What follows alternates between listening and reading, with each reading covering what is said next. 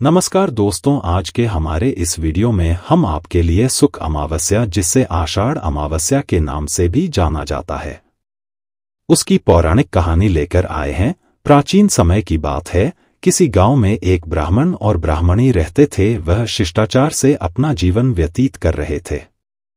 उनके घर में किसी प्रकार की कोई कमी नहीं थी, परंतु उन्हें एक वृक्ष था। उनके कोई संतान नहीं थी, जिस कारण वह बहुत दुखी रहते थे।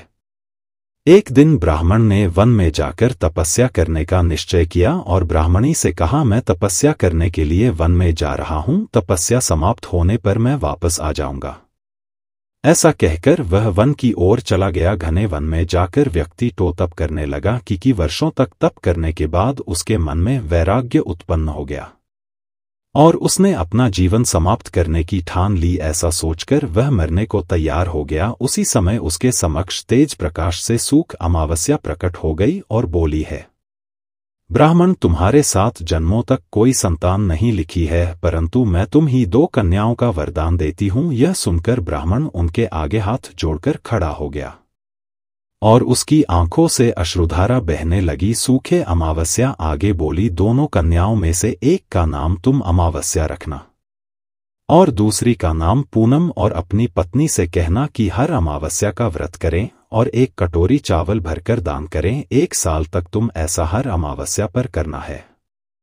मैं का कहकर देवी शुक्र अमावस्या अंतर्ध्यान हो गई। सुख अमावस्या की बात सुनकर ब्राह्मण वापस अपने घर आ गया और अपनी पत्नी को उसने सारी बात बता दी। फिर अमावस आने पर दोनों पति पत्नी ने व्रत किया।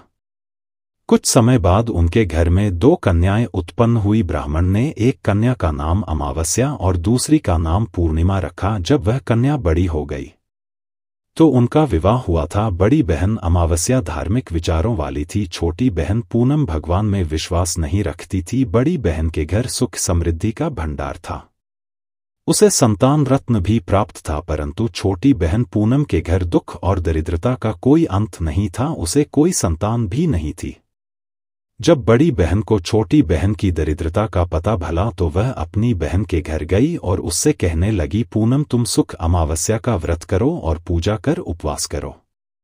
1 साल तक चावल की कटोरी भर दान करो। ऐसा करने से तुम्हारे घर में सुख समृद्धि का भंडार भर जाएगा। पूनम ने वैन के कहे अनुसार हर अमावस्या का व्रत करा और 1 कटोरी भर चावल हर अमावस्या पर दान करा। देखते ही देखते पूनम के घर भी धनदाने और सुख समृद्धि के भंडार लग गए। इस प्रकार जो भी व्यक्ति सुख अमावस्या का व्रत विधिपूर्वक करता है और अन्न दान करता है, उसके घर में सुख समृद्धि के भंडार लगे रहते हैं।